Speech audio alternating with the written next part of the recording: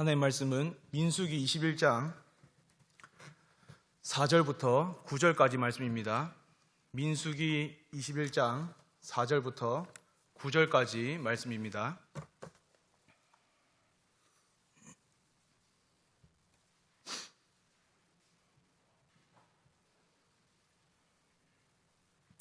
다 찾으신 줄 알고 우리 다 같이 하나님의 말씀을 읽도록 하겠습니다. 백성이 호르산에서 출발하여 홍해 길을 따라 에돔 땅을 우회하려 하였다가 길로 말미암아 백성의 마음이 상하니라. 백성이 하나님과 모세를 향하여 원망하되 어찌하여 우리를 애굽에서 인도해 내어 이 광야에서 죽게 하는가? 이곳에는 먹을 것도 없고 물도 없도다. 우리 마음이 이 하찮은 음식을 싫어하노라 하매 여호와께서 불뱀들을 백성 중에 보내어 백성을 물게 하심으로 이스라엘 백성 중에 죽은 자가 많은지라. 백성이 모세에게 이르러 말하되 우리가 여호와와 당신을 향하여 원망함으로 범죄하였사오니 여호와께 기도하여 이 뱀들을 우리에게서 떠나게 하소서. 모세가 백성을 위하여 기도하며 여호와께서 모세에게 이르시되 불뱀을 만들어 장대 위에 매달아라. 물린 자마다 그것을 보면 살리라.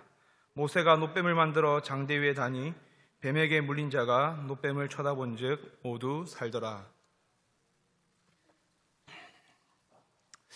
요즘 들어 문득 그런 생각을 할 때가 있습니다.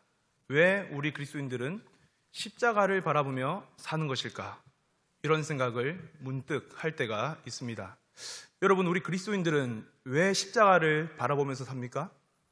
누군가에게는 십자가를 바라보며 살아가는 우리의 삶이 굉장히 이상하게 보일 수도 있습니다. 초대교회 당시 초대교회 성도들을 바라보는 로마 제국 시민들의 시선이 바로 그러했습니다. 로마 제국에 있어서 십자가는 죄인을 가장 고통스럽고 수치스럽게 만드는 형벌이었습니다. 그래서 로마 제국의 시민들은 죄인을 가장 수치스럽고 고통스럽게 만드는 고통과 수치의 상징인 십자가를 바라보는 그리스도인들을 이해하지 못했습니다. 그런데 오늘 우리의 삶에도 이러한 시선으로 우리를 바라보는 사람들이 있을 수도 있습니다. 초대교회 당시 로마 제국 시민들과 같은 이유는 아니더라도 그리스도의 십자가를 바라보며 살아가는 우리의 삶을 이상하게 바라보는 사람들이 여전히 우리 가운데도 있습니다. 그런데 중요한 것은 이러한 부정적인 시선에도 불구하고 초대교회 성도들은 그리스도의 십자가를 바라보았고 십자가는 지금도 기독교의 중심으로 자리 잡고 있다는 것입니다. 그러면 우리는 왜 십자가를 바라보며 삽니까? 우리 그리스도인들은 왜 십자가의 주님을 바라보며 사는 것입니까? 이것은 우리 인간이 가진 본질적인 문제와 깊은 관련이 있습니다. 그리스도인들이 십자가의 주님을 바라볼 수밖에 없는 인간이 가지고 있는 본질적인 문제가 무엇이겠습니까? 바로 본성적으로 죄인인 인간은 하나님의 심판 아래 놓여 있다는 것입니다. 오늘 본문이 우리에게 이것을 잘 보여주고 있습니다. 출애굽한 이스라엘 백성들은 40년간의 긴 광야 생활 끝에 드디어 약속의 땅인 가나안을 눈앞에 두고 있었습니다. 이제 에돔 땅을 통과하기만 하면 가나안에 도착하는 것은 시간 문제였습니다. 그런데 이들에게 예상치 못한 문제가 한 가지 발생했습니다. 에돔 땅을 통과하는 것을 에돔 왕이 허락해 주지 않은 것입니다. 그래서 이스라엘 백성들은 넓고 빠른 지름길인 에돔 땅을 놔두고 경사가 아주 급하고 불규칙하고 간헐적으로 비가 와서 여름에는 몹시 덥고 몹시 숨을 쉬기 힘든 그런 광야의 길을 빙 둘러서 가나안 땅에 들어가야만 했습니다. 그래서 이스라엘 백성들은 몹시 기대에 부풀어 있었지만 자신들이 원하고 기대하던 에돔 땅이 아니라 몹시 덥고 몹시 힘든 홍해 길을 이용해서 빙 둘러서 가나안 땅에 들어가야만 하는 상황에 놓인 것입니다. 이런 상황에 놓인 백성들의 마음이 어떻겠습니까? 본문 4절은 백성들이 길로 말미암아 마음이 상했다라고 말하고 있습니다. 여기서 마음이 상했다는 것은 히브리어로 참을성이 없어졌다라는 의미입니다. 백성들은 자신들이 원하고 기대하던 에돔 땅이 아니라 홍해 길을 이용해 가나안에 들어가야 한다는 사실에 인내하지 못하고 참을성이 없어졌습니다. 솔직히 백성들의 마음이 충분히 이해는 됩니다. 그들은 40년간 광야에서 떠돌고 있었습니다. 이제 에돔 땅을 통과하기만 하면, 이 지름길을 통과하기만 하면 가나안 땅에 들어갈 수가 있었습니다. 이 기대에 잔뜩 부풀어 있었는데 예상치 못하게 에돔 왕이 이 길을 허락해 주지 않은 것입니다. 그래서 지름길을 놔두고 힘든 길을 이용해 가나안에 빙 둘러가야만 하는 그런 상황에 놓인 백성들의 마음이 충분히 공감은 됩니다. 그런데 중요한 것은 이들이 누구를 향해 참을성이 없어졌냐는 것입니다. 백성들이 누구를 향해 인내하지 못하고 참을성이 없어졌습니까? 바로 하나님입니다. 5절 보시면 백성이 하나님과 모세를 향하여 원망하되 어찌하여 우리를 애굽에서 인도해내어 이 광야에서 죽게 하는가? 이곳에는 먹을 것도 없고 물도 없도다. 우리 마음이 이 하찮은 음식을 싫어하노라 하매라고 말합니다. 백성들은 하나님을 향해 인내하지 못하고 참을성이 없어져 하나님을 원망합니다. 왜 우리를 애굽에서 인도해내어서 물도 없고 먹을 것도 없는 이 광야에서 우리를 죽게 만듭니까? 라고 말하며 하나님에게 원망을 쏟아냅니다. 심지어는 하늘의 양식인 만나를 하찮은 음식이라고 부르며 하나님의 은혜를 하찮고 무가치한 것으로 여깁니다. 여러분, 이스라엘 백성들이 하나님을 원망하고 하나님의 은혜를 하찮게 여기는 이유가 무엇입니까? 하나님의 인도하심이 자신들의 기대와 일치하지 않는다는 것입니다. 하나님께서 자신들이 원하고 기대하던 에돔 땅이 아니라 홍해 길을 걷게 하신다는 이유로 백성들은 하나님의 구원을 원망하고 하나님의 은혜를 멸시합니다. 이것이 과연 마땅한 반응이겠습니까? 이스라엘 백성들은 하나님을 원망하고 하나님의 은혜를 하찮게 여기기 이전에 하나님이 어떤 분이신지를 먼저 생각해야 했습니다. 여러분, 우리 하나님은 어떤 분이십니까?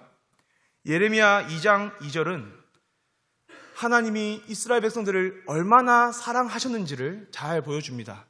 하나님은 이스라엘 백성들의 광야 생활을 하나님 자신과 백성들의 신혼 시절로 비유하실 만큼 이스라엘 백성들을 사랑하셨습니다. 그래서 하나님은 이스라엘 백성들의 원망과 달리 마라의 쓴물을 단물로 바꾸시고 무리바 반석에서 물이 쏟아져 나오게 하심으로 백성들의 목마름을 해결해 주셨습니다. 또한 하나님은 만나와 메추라기를 통해 백성들의 배고픔 또한 해결해 주셨습니다. 이스라엘 백성들을 사랑하신 하나님은 광야 40년 동안 백성들과 함께 하시며 그들의 공급자와 보호자가 되어 주셨습니다. 바로 이 하나님을 백성들은 먼저 생각해야 했습니다.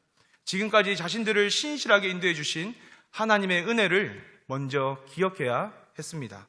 비록 눈앞에 주어진 현실이 내가 원하고 기대한 것과는 사뭇 다르다고 할지라도 지금까지 우리를 신실하게 인도해 주신 하나님께서 여전히 우리와 함께 하시며 우리를 선한 길로 인도해 주실 거야 라는 하나님을 향한 신뢰를 품어야 했습니다. 그런데 지금 백성들의 모습은 어떻습니까? 지금까지 신실하게 인도해 주신 하나님의 은혜는 새까맣게 잊은 채 당장 하나님께서 내가 원하고 기대하는 방식으로 일하시지 않는다고 하나님을 원망합니다. 백성들의 모습이 참 안타깝지 않으십니까? 그런데 더 안타까운 것은 이게 바로 본성적으로 죄인인 인간의 연약한 모습이라는 것입니다. 우리의 모습은 어떻습니까? 여러분들의 모습은 어떻습니까? 우리도 인내하지 못하고 참을성이 없어져 하나님을 원망하고 하나님의 은혜를 망각할 때가 있지 않습니까?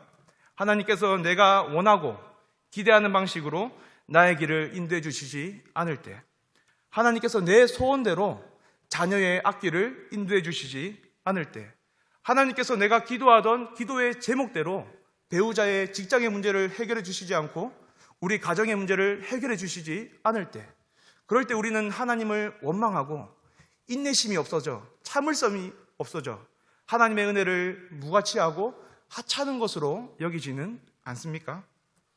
우리도 어찌 보면 이스라엘 백성들과 전혀 다를 바 없는, 내가 기대하는 것과 내가 원하는 것을 하나님이 들어주시지 않고 다른 방향으로 우리의 길을 인도하실 때 하나님의 신실하심, 그것을 신뢰하지 못하고 인내심이 짧아져 참을성이 없어져서 하나님의 은혜를 하찮고 무가치한 것으로 여기는 그런 본성적으로 연약한 죄인의 모습을 우리 또한 가지고 있습니다.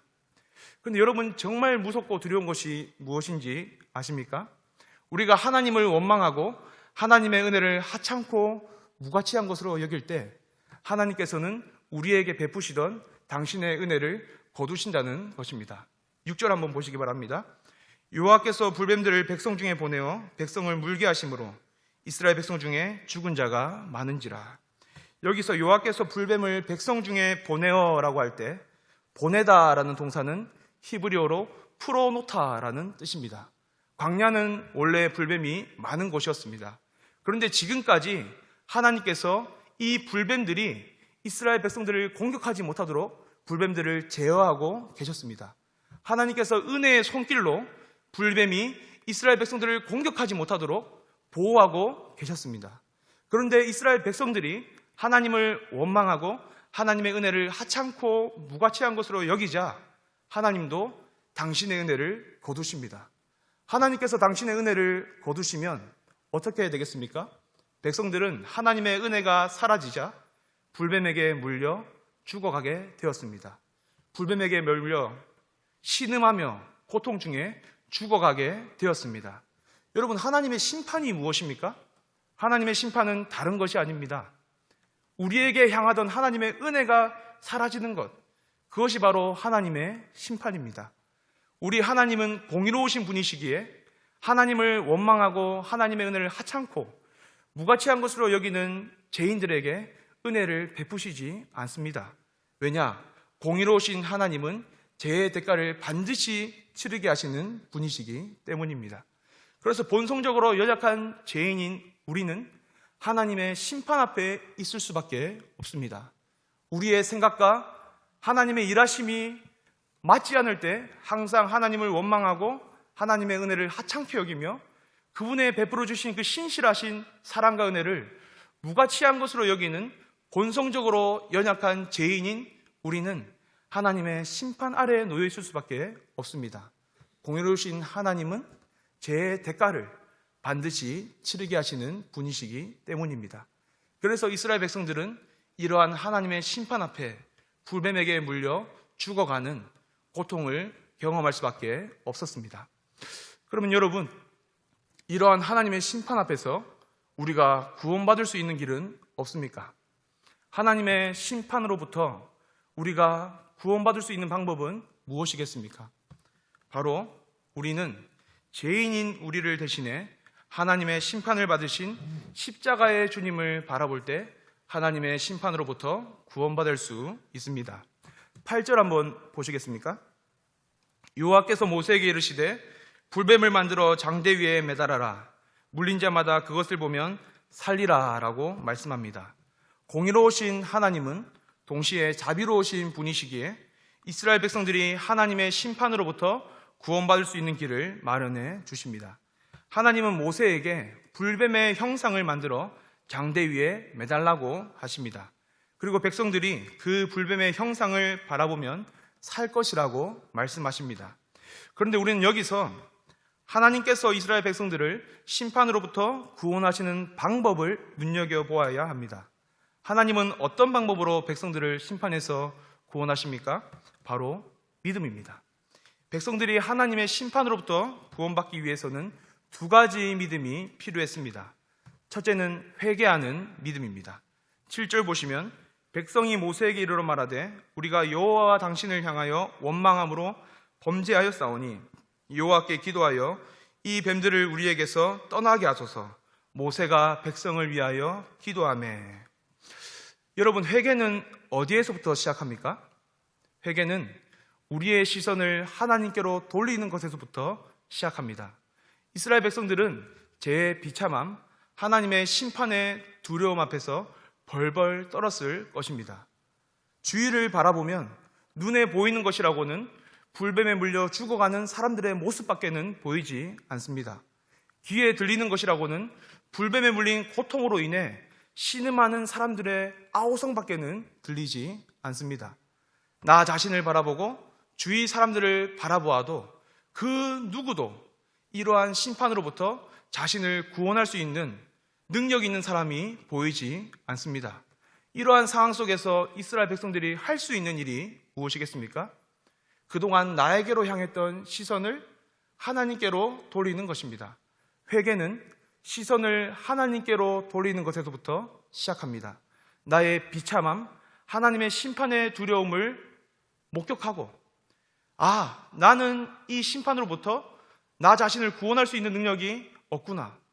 내 주위에도 아무도 이 심판으로부터 스스로를 구원할 수 있는 사람이 없구나라는 것을 인식하고 구원의 하나님께로 시선을 돌리는 것에서부터 회개가 시작됩니다.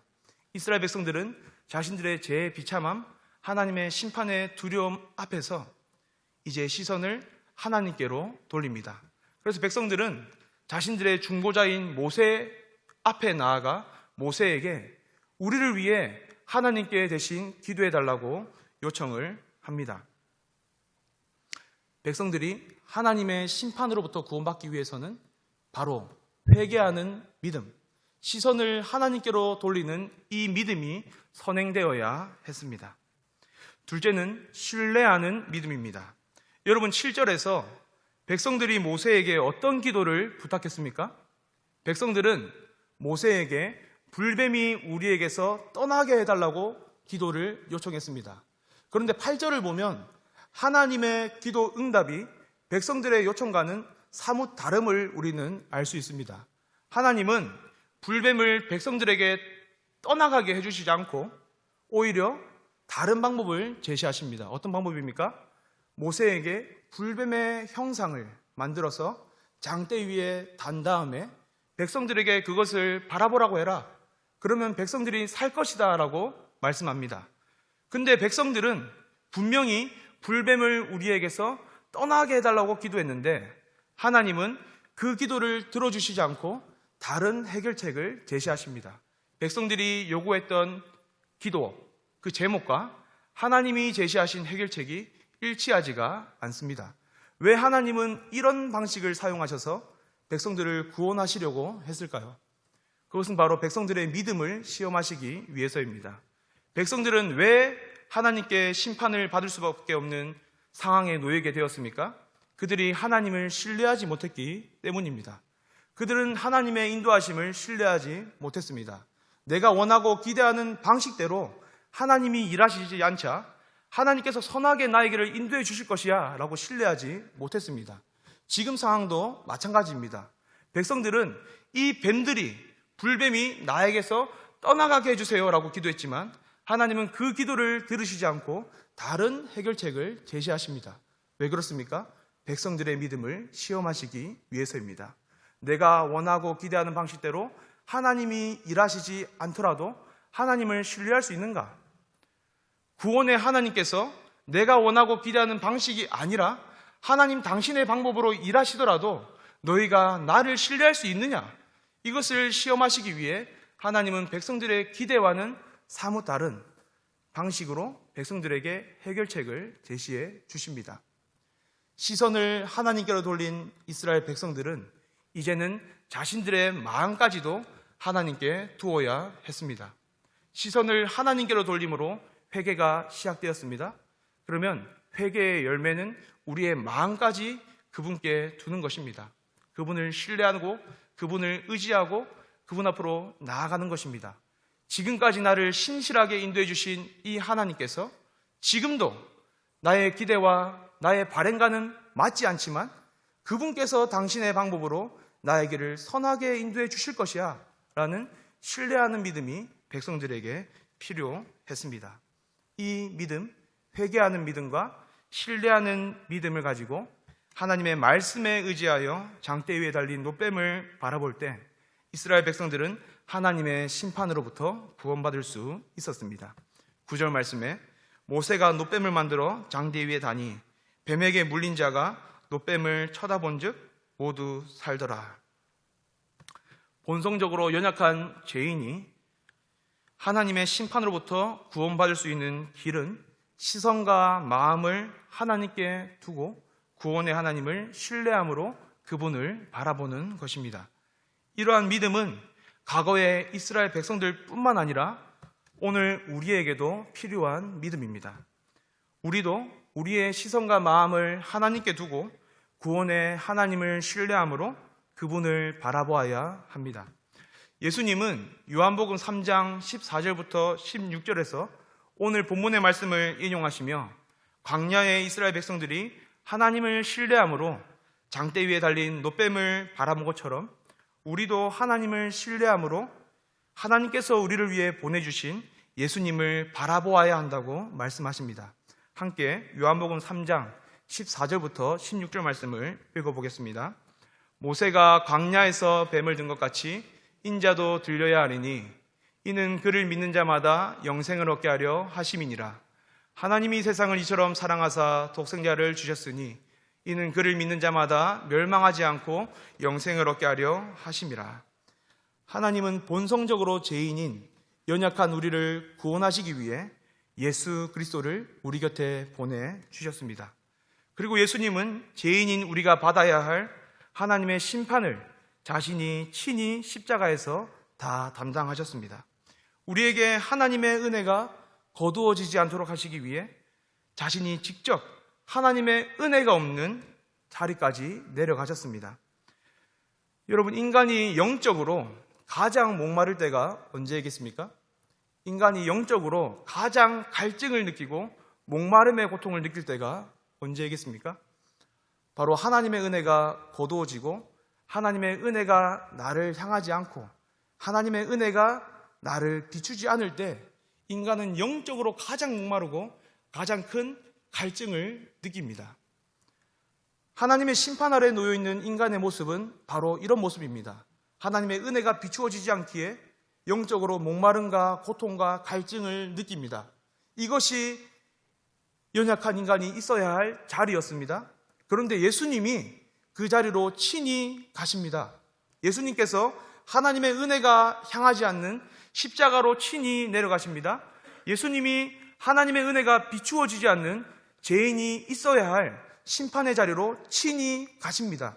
왜 예수님께서 그 자리까지 가셨겠습니까? 죄인인 인간에게서 하나님의 은혜가 거두어지지 않도록 하시기 위해, 우리가 하나님의 은혜 안에서 살도록 하시기 위해 예수님은 친히 자신이 하나님과 단절되는 하나님의 은혜를 누릴 수 없는 십자가의 자리까지 가신 것입니다. 그래서 요한복음에서 말하는 십자가는 목마름 해소를 위한 십자가입니다. 인간인 우리가 목마름을 해소하도록 하시기 위해 예수님 자신이 친히 목마름을 경험하신, 인간인 우리가 하나님의 은혜를 누리도록 하시기 위해 예수님 자신이 친히 하나님의 진노를 당하시며 목마름의 고통을 경험하신 사건을 말하는 것이 바로 요한복음의 십자가입니다. 그래서 요한복음 19장 28절에서 예수님이 뭐라고 말씀하십니까? 내가 목마르다. 내가 목마르다. 하나님의 은혜를 충만하게 늘 누리며 사셨던 그분이 하나님의 은혜가 향하지 않는 십자가에 가셨기에 내가 목마르다. 아버지의 은혜를 늘 누리던 내가 죄인인 너희를 구원하시기 위해 하나님의 은혜가 비추지 않고 하나님의 은혜가 향하지 않는 십자가에서 내가 목마르다. 이 말은 원래 우리가 해야 할 말입니다. 내가 목마르다. 하나님의 은혜가 나에게 향하지 않으니 내가 목마르다. 하나님의 은혜가 나를 비추어 주지 않으니 내가 목마르다. 영적으로 목마름의 고통을 느껴야 하는 것이 바로 우리였습니다. 그런데 그리스도께서 우리가 있어야 할 그 자리에 자신이 친히 가심으로 하나님의 은혜가 향하지 않는 그 고통을 경험하시며 우리 대신 말하시는 것입니다. 내가 목마르다. 내가 목마르다. 왜 예수님이 이러한 목마름의 고통을 직접 경험하셨겠습니까? 우리에게서 하나님의 은혜가 거두어지지 않도록 하시기 위해, 우리가 하나님의 은혜 안에서 늘 그분과 풍성한 교제 안에 거하며 풍성한 생명을 누리도록 하시기 위해 예수님은 우리가 겪어야 할 목마름의 고통을 자신이 친히 경험하셨습니다. 그래서 여러분, 우리가 왜 십자가를 바라보며 삽니까? 여러분은 왜 십자가의 주님을 바라보며 삽니까? 우리가 당해야 할 목마름의 고통을 예수님께서 대신 당하심으로 우리의 목마름을 해소해 주셨기 때문에, 우리가 받아야 할 하나님의 심판을 그리스도께서 대신 받으심으로 우리의 구원을 이루어 주셨기 때문에 우리는 예수 그리스도의 십자가를 바라보며 사는 것입니다. 세상 사람들은 이해하지 못해도 우리는 십자가를 바라보며 사는 것입니다. 헬라인에게는 미련한 것이고 유대인에게는 거리끼는 십자가를 사도 바울은 자랑한다라고 말합니다. 이 자랑한다라는 말은 다른 말이 아니라 즐거워한다라는 말입니다. 헬라인은 십자가를 미련한 것이라고 말하고 유대인들은 거리끼는 것이라고 말하지만 사도 바울은 나는 이 십자가를 자랑하고 즐거워한다 라고 말합니다. 왜 그렇겠습니까? 이 십자가의 도가, 이 십자가에 담긴 은혜가 무엇인지를 알기 때문입니다. 내가 겪어야 할 그 목마름, 그 고통을 그리스도께서 내 대신 당하셨다. 내 대신 목마름의 고통을 느끼시며 하나님의 진노와 심판을 친히 감당해 주셨다. 그 결과 우리는 오늘도 하나님의 은혜를 누리며 그 은혜 안에서 풍성한 생명을 누리며 살아간다라는 이 확신이 있는 사람만이 십자가를 바라보며 십자가를 자랑하며 즐거워하며 삽니다. 여러분들은 무엇을 바라보며 사십니까?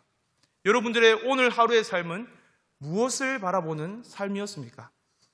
우리의 삶은 십자가를 바라보는 삶이 되어야 합니다.